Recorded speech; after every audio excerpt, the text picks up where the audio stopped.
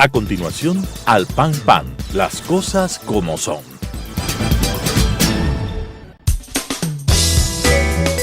Clasificación B, bajo supervisión de un adulto.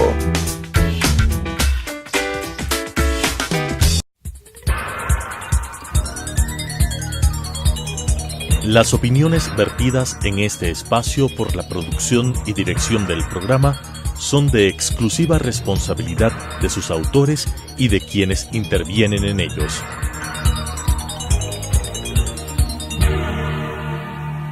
Telesucesos Canal 29 UHF presenta Al Pan Pan, las cosas como son. Coyuntura y calidad de la democracia con la conducción de Patricio Aro. Al Pan Pan, las cosas como son. Gracias a la gran audiencia de Telesucesos por acompañarnos una vez más, a Clever Herrera y César Ulloa y a su servidor Patricio Aro Ayerbe a decir las cosas como son. Al iniciar el mes de mayo queremos presentar un efusivo saludo a la clase trabajadora ecuatoriana, el motor que da impulso a la actividad de los ecuatorianos a pesar de las vicisitudes generadas por el odio y la ambición, y en este caso presentes como inseguridad y corrupción. En esta oportunidad nos acompañará a decir las cosas como son Daniela Chacón, concejal del Distrito Metropolitano de Quito, que alcanzó su curul en las listas de Suma, pero se desafilió de este movimiento político en el año 2016. Bienvenida, Daniela, a decir las cosas como son con nosotros. Muchas gracias por estar aquí. Muchísimas gracias por la invitación. Un saludo a Patricio, a Clever y a César y a todos quienes nos escuchan y nos miran. Bueno, es sumamente importante el debate acerca de las ciudades, porque en pleno siglo XXI se ha declarado que el siglo XXI es el siglo de las ciudades. ¿Por qué razón? Se tiene previsto que al 2050 7 de cada 10 personas van a vivir en las zonas urbanas. Eso significa que el criterio de globalización comienza a entrar en caducidad y ahora se habla de glocalización, es decir, hacer una propuesta desde lo local a lo nacional, regional y a lo global. En ese sentido, las capitales de los países, sobre todo donde se concentra el mayor número de personas, llegan a tener un gran protagonismo porque generalmente ahí está el centro político, económico, financiero. Por eso es importante hablar de las ciudades. De hecho, lo que tú mencionas es cierto. La particularidad que tiene América Latina es que, a diferencia de otras partes en el mundo, América Latina ya está llegando a esos niveles de urbanización. Es decir, América Latina ya está cerca del 70% de la población viviendo en las ciudades. Quito se va a convertir en la ciudad más grande del país en el año 2020. Ya le vamos a superar a Guayaquil con 3 millones de personas y además estamos ya concentrando todo lo que es el desarrollo económico, de servicios, industrial. Es decir, Quito cada vez se convierte en una ciudad más relevante y justamente los problemas que está viviendo ahora la ciudad son los que tenemos que resolver para que Quito se vuelva una ciudad posible, ¿no? Ese crecimiento de la ciudad, ese crecimiento urbano de Quito requiere también un proceso de planificación. Es decir, no podemos ir creciendo de acuerdo a la coyuntura, sino con una visión de largo plazo. Y a la vez que van creciendo las ciudades, van creciendo también las necesidades y los problemas. Y hoy precisamente tratamos de conversar respecto a uno de los problemas surgidos en los últimos tiempos, o en los últimos días, que es la corrupción en el municipio de Quito. De hecho, la mala planificación que ha tenido la ciudad es una de las razones por las cuales se generan estos esquemas de corrupción. Yo creo que una de las cosas que hay que entender es que, más allá de la corrupción actual, que es importante investigarla y descubrirla, hay que también mirar a la estructura del municipio y cómo sus procesos y su falta de planificación también generan estos espacios libres a la corrupción. En el caso específico del transporte, que es lo que se está investigando ahora por la Fiscalía, hace 2 semanas la Fiscalía realizó una investigación en la cual se encuentra que existe una presunta red de corrupción que involucra a los principales funcionarios de movilidad de la ciudad. Estamos hablando de Secretaría de Movilidad, Agencia Metropolitana de Tránsito, Empresa de Obras Públicas, Empresa de Pasajeros y 2 concejales que estarían presuntamente involucrados en una red de corrupción que estaría extorsionando a quiteños para obtener permisos de operación en el transporte. Y esto sucede, una de las causas antiguas a las que hay que mirar es que la ciudad crece, pero no crecen los servicios de transporte. Y empieza a crecer el transporte informal. Una vez que existe transporte informal, la respuesta que el municipio le da es los procesos de regularización. Y en estos procesos de regularización hay tanta discrecionalidad de los funcionarios que determinan de tanto número de informales, un pequeño número pasa a regularizarse, que en ese espacio de decisión es donde el fiscal ha encontrado que existen estos actos de corrupción, ¿no? La corrupción es un mal, yo he llamado el azote del siglo XXI, no solamente en el Ecuador, pero en el Ecuador con mucha intensidad. La corrupción está golpeando muy fuertemente a los ciudadanos, al progreso del Ecuador, pero desde este espacio mismo hemos sido unos luchadores permanentes y hemos utilizado este espacio como trinchera para luchar en contra de la corrupción, pero siempre pensábamos que la corrupción estaba en el más alto nivel del Estado. Sin embargo, vemos que en los gobiernos autónomos descentralizados también hay serios casos de corrupción, y uno de esos es en el del Distrito Metropolitano de Quito. Lamentablemente, Quito se ha caracterizado siempre por tener una administración municipal muy eficiente y con claros síntomas de honestidad, pero eso no está sucediendo el día de hoy. Concuerdo, Patricio. Quito ha sido siempre un referente de honestidad, el municipio ha sido un referente de buen servicio público. Yo creo que este deterioro que estamos viviendo como ciudad es un deterioro que lo acarreamos ya 10 años, que ha sido profundizado por la administración de Rodas, es decir, desde un inicio, y una de las razones por las cuales yo me desvinculé de Mauricio Rodas, del partido Suma y de la vicealcaldía, y me convertí en concejal independiente, fue justamente denunciando un acto de corrupción en una obra pública, la denominada Solución Vial Guayasamín. Y esto lo estamos viendo con las diferentes obras. Sin embargo, lo que yo mencionaba es que yo también considero que hay un problema estructural. Y la única manera de combatir la corrupción es previniéndola. Es decir, cuando ya se comete el acto, ya estamos a merced de la Fiscalía, a merced del sistema de justicia para que actúen. Sin embargo, tenemos que tratar de que el acto no se cometa. Y es por eso que nosotros, desde mi despacho, presentamos hace 3 semanas aproximadamente una propuesta denominada Servidores Incorruptibles, que permite implementar en el municipio un sistema de gestión antisoborno. ¿Qué es lo que hace esto? El soborno es el tipo de corrupción más común en el sector público. Y desde el sector privado también.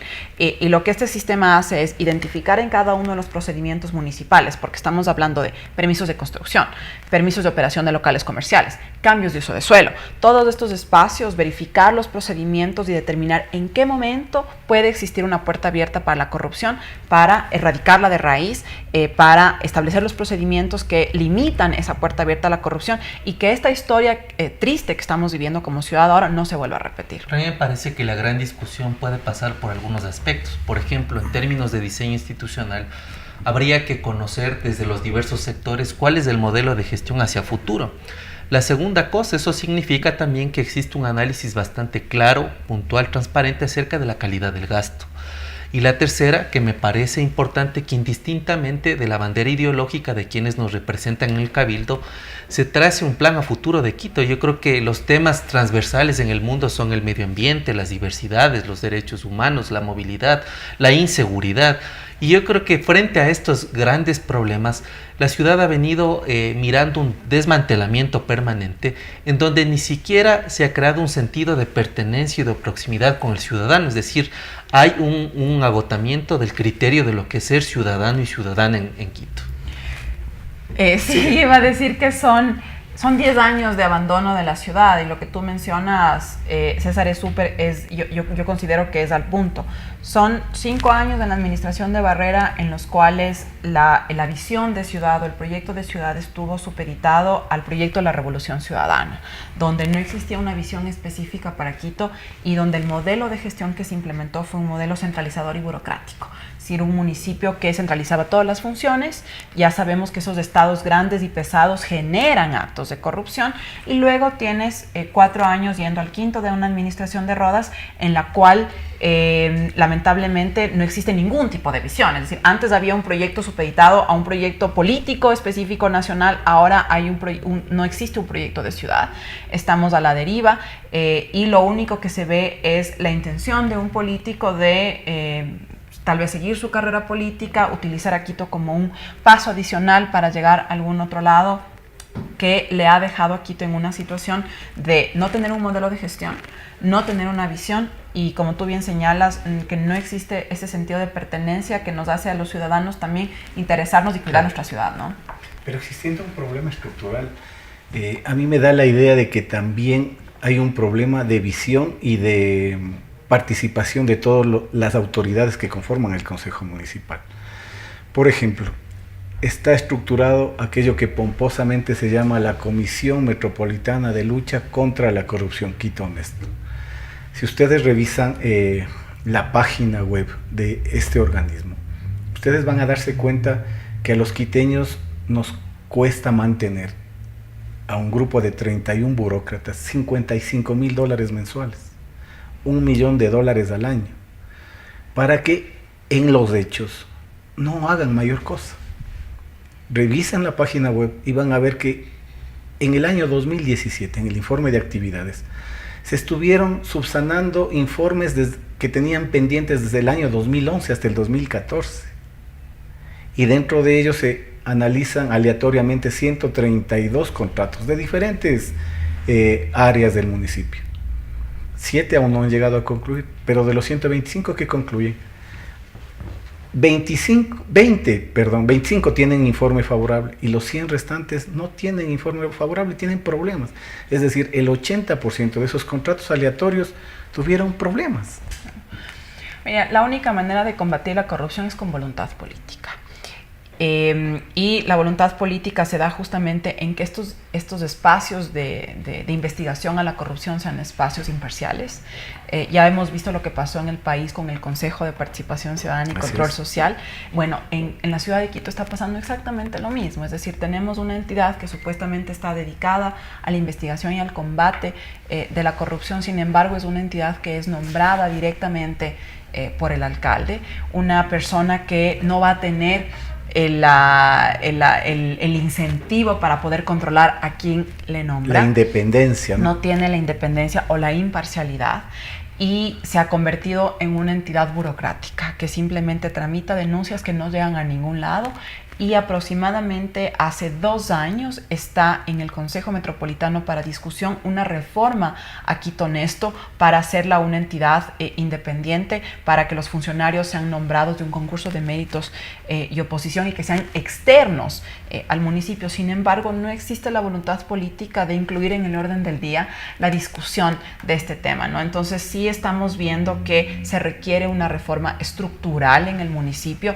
El sistema, el modelo de gestión municipal es un modelo centralizado, burocrático, pesado, que genera corrupción, que incentiva la corrupción, que no responde a las necesidades de los ciudadanos y que no genera procesos de participación ciudadana. Es lamentable que no exista esa voluntad política, no solamente en el Consejo del Distrito Metropolitano de Quito, sino en todas las organizaciones. Y se ha hablado de política también. El Consejo del Distrito Metropolitano de Quito ha dicho, es una plataforma para iniciar o continuar una carrera política, pero también se dice, y varias personas me han comentado a mí, que la forma de hacer política, esa clase política es la que está errada, porque ya en un año electoral que vivimos, me han comentado varias personas que aspiran a tener un puesto a la concejalía, no en Quito, sino en cualquier ciudad del país, están cobrando, entre comillas, y que cada posición tiene un costo. Y si quieres ser director en una administración, también tiene un precio. Entonces, ¿de qué estamos hablando? Ahí está el origen de la corrupción. La clase política tiene que cambiar, tiene que erradicar realmente esa posición de querer utilizar a los potenciales administradores como fuentes de recursos no estoy hablando que sea para utilidad personal, sino para administrar el partido y ganar las elecciones.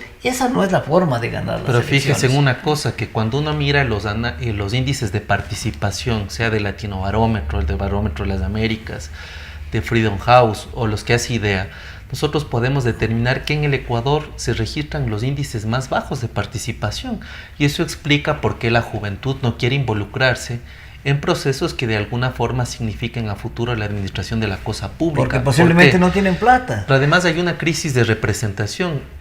Una de las hipótesis que yo planteo es que, claro, la gente no se siente representada porque quienes están administrando la cosa pública no solo que no reúnen las credenciales en términos de experticia, de enormes valores éticos, sino que además, si el ejemplo no viene de las personas que administran los recursos del Estado, Entonces, fíjense, la política entra en una esfera de desencanto. Y ese desencanto hace que la gente se desmovilice, que la gente no participe. Y yo creo que a puertas de un proceso electoral, creo que más bien estas presunciones de corrupción lo que nos hace pensar es que es necesario activar nuevamente la participación ciudadana y comenzar a desentar la política exigiendo máximas credenciales, no mínimas, máximas credenciales de quienes quieran competir legítimamente en una lid electoral.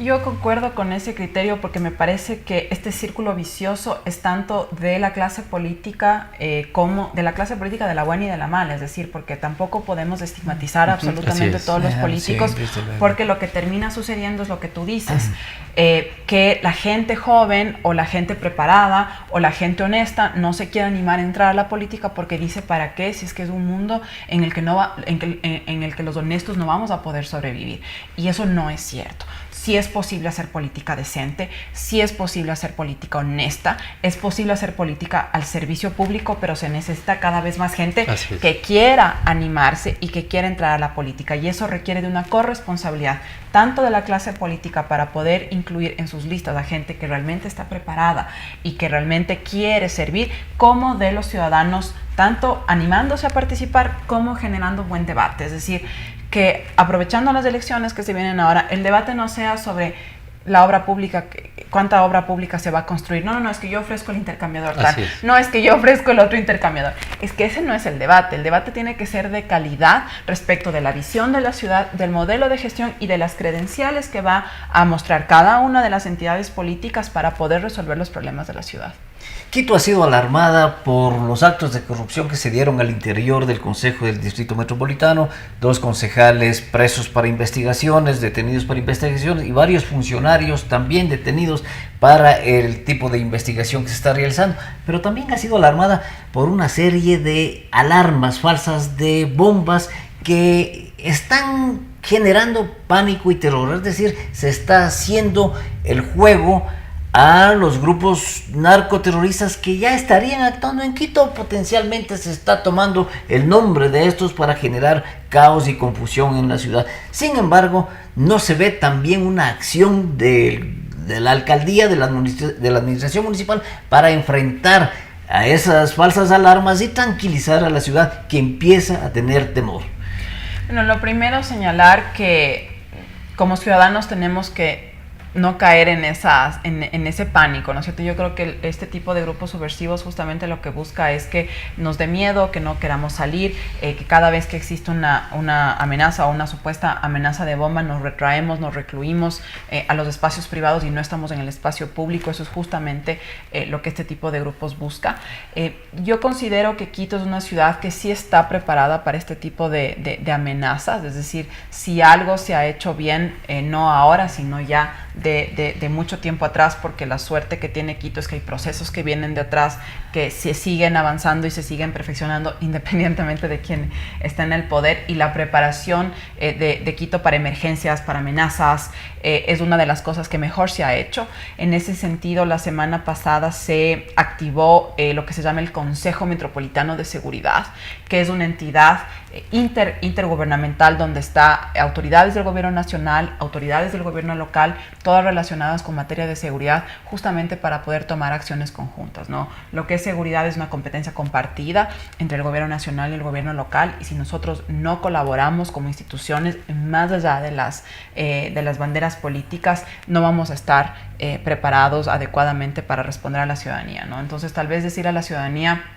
que este consejo está activado, que en este consejo forman parte ministros de seguridad, los funcionarios municipales relacionados con temas de seguridad, y que se está trabajando en planes tanto de emergencia como de prevención y de atención, y que estemos atentos a las noticias, porque yo creo que en eso Quito sí puede dar una muy buena respuesta. Ese tipo de respuestas que puede dar el Consejo Municipal a estos problemas de seguridad, a los problemas que van evidenciándose en el trabajo cotidiano, como la corrupción que ha aparecido, precisamente pueden aportar a que ese desencanto del que hablaba César vaya cambiando. A mí me preocupa también un hecho que es el de la negociación política en el peor sentido de la palabra, no en el buen sentido. Es decir, ahora empiezan a aparecer que varios concejales intentan tener su propio movimiento político, ¿no es cierto? Neo, MAS, ahora se partieron, ahora hay Revolución Ciudadana, Revolución Alfarista, Vive, Suma, Creo y algún movimiento más se me queda. El mismo número de movimientos que de concejales. Casi el mismo número de movimientos que el de concejales, ¿no es cierto? Y nos vamos descuidando de procesos que merecen atención. He revisado el presupuesto municipal del año 2018. Cuando se hace la denuncia del caso de corrupción se dice que hay alrededor de 80 millones de dólares que no se justifica, ¿no es cierto? Que se llevaron alrededor de esas negociaciones del transporte. Pero si revisamos el presupuesto del año 2018, son 65 millones de dólares lo que se reparte para el funcionamiento de todas las administraciones zonales. O sea, se llevaron de largo la plata. Y si ustedes revisan el presupuesto que está destinado a obras por presupuestos participativos, llega a 21 millones de dólares. O sea, es terrible. Sumando los dos rubros de administraciones zonales y presupuesto participativo para administraciones zonales, es casi el valor que se llevaron en corrupción. Pero es que, Clever, hay una cosa. El presupuesto tiene que estar sustentado en la visión del tipo de ciudad que se quiere. Porque si nosotros haríamos una distribución geométrica o el presupuesto sobre la base de una práctica asistencial clientelar donde miras los votos que hay en cada administración zonal, estaríamos prácticamente condenados al fracaso. Yo creo que una manera de que la ciudad esté adelante es precisamente generando estos sistemas de alerta temprana en todo lo que significa calidad de gasto, temas de corrupción y en temas transversales del mundo. Yo creo que Quito no deja de tener una visión parroquial de Quito. O sea, yo creo que Quito no está conectada con la ciberseguridad, con los distintos tipos de turismo, no está conectada con lo que supone el cuidado al medio ambiente en una gran escala. Quito está entre una de las ciudades que más tiene contaminación. Entonces yo creo que Quito tiene que entrar en una dinámica que significa la globalización, que es un término japonés, en donde las ciudades llegan a ser más importantes que los mismos países. Por eso tienes capitales de los perfumes, capitales del café, capitales del turismo. ¿Qué tipo de capital queremos de Quito? ¿Una capital que solo sea el centro político, solo sea el centro financiero? ¿O una capital que sea potencialmente turística por los atributos del patrimonio? ¿Qué tipo de ciudad queremos? Y yo creo que ese debate tendría que irse inaugurando, alimentando de cara a esta cosita. Yo me refería más bien al compromiso que como autoridad, como concejales tendrían con la ciudad para no llevarse 80 millones y dejar el presupuesto. Claro. A eso me refería más. Lo primero es apoyar las investigaciones de la Fiscalía para que se llegue hasta las últimas consecuencias y se pueda descubrir cuál es el alcance de esta red de corrupción y hasta dónde llega y quiénes son los responsables y hasta dónde llega el nivel de la responsabilidad. A mí eso me parece clave y es por eso que también hay que pedirles a todos los quiteños que denuncien. Es decir, si es que los afectados, los extorsionados no denuncian los actos de corrupción de los que fueron afectados, lamentablemente la investigación no va a llegar hasta el fondo. Y esto es muy importante, por eso hay que acercarse a la Fiscalía Provincial de Pichincha y hay que pedir el sistema de protección de testigos que permite justamente declarar con tranquilidad sobre amenazas y cualquier otro tipo de extorsión que puede existir frente a esta gran red de corrupción. Para poder determinar hasta dónde llega esa corrupción. Y en segundo lugar, la corrupción actual que tiene que ser investigada y que tiene que ser determinada no deja de lado la parte estructural. Es decir, y la responsabilidad que tenemos quienes estamos haciendo ahora ciudades del Consejo, quienes hacen ciudades de estos espacios y quienes también están como ciudadanos interviniendo continuamente en los debates políticos, porque además somos una ciudad muy política, es justamente regresar a mirar a lo estructural. ¿Qué tipo de ciudad queremos ser? ¿Hacia dónde vamos? Siempre decimos que somos una ciudad turística, nos estamos ganando todos los años los premios de turismo, pero Quito no es un destino turístico. Así es. Quito no ha desarrollado toda la industria turística como para ser un destino turístico de verdad, ¿no? Entonces me parece que estas son justamente los debates.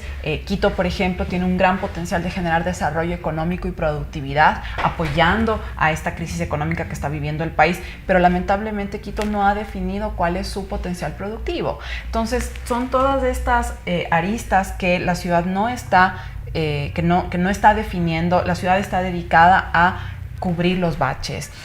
apagar incendios y hacer las cosas un día tras otro sin una planificación de largo plazo, y eso, además de ser perjudicial para la ciudad, es una puerta abierta para la corrupción. Y también los tentáculos de la corrupción no solamente han alcanzado los más altos niveles, hay corrupción en todo lado. La corrupción en la policía de tránsito, en los agentes de tránsito, es un secreto a voces. Todo el mundo sabe que tiene que pagar un billete para cuando comete una infracción, y me parece que falta fiscalización también en esos temas. No sé si el Consejo Municipal está fiscalizando la acción de todas las empresas municipales para evitar y erradicar de alguna manera este azote que está acabando con el país. Sí, tal vez dos comentarios sobre eso, Patricio. La primera es que ahí los ciudadanos tenemos una responsabilidad fundamental, y también lo que nosotros debemos hacer en cada uno de nuestros espacios y cómo educamos a nuestros hijos y a nuestras familias. Si es que yo cometo una infracción de tránsito, tengo que pagar la multa. Es decir, a mí no se me tiene que ocurrir decirle al policía, oiga, ¿cómo arreglamos?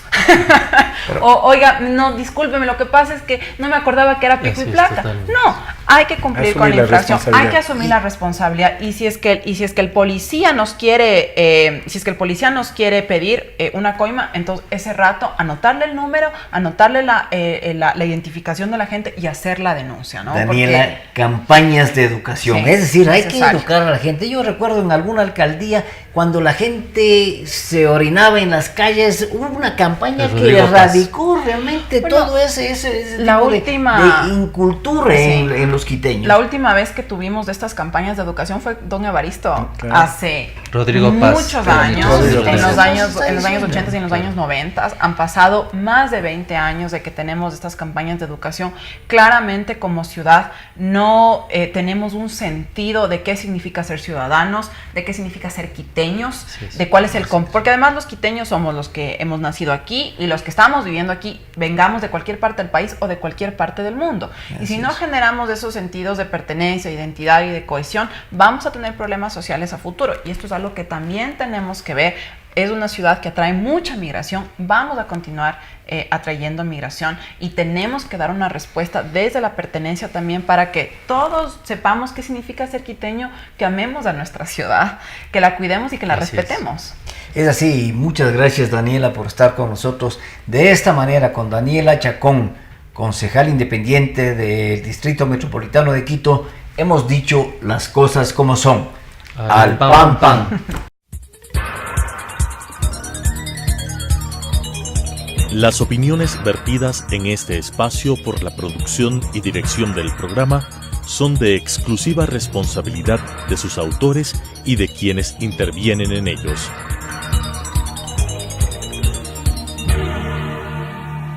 Telesucesos Canal 29 UHF presentó Al Pan Pan, las cosas como son. Coyuntura y calidad de la democracia, con la conducción de Patricio Aro. Al Pan Pan, las cosas como son.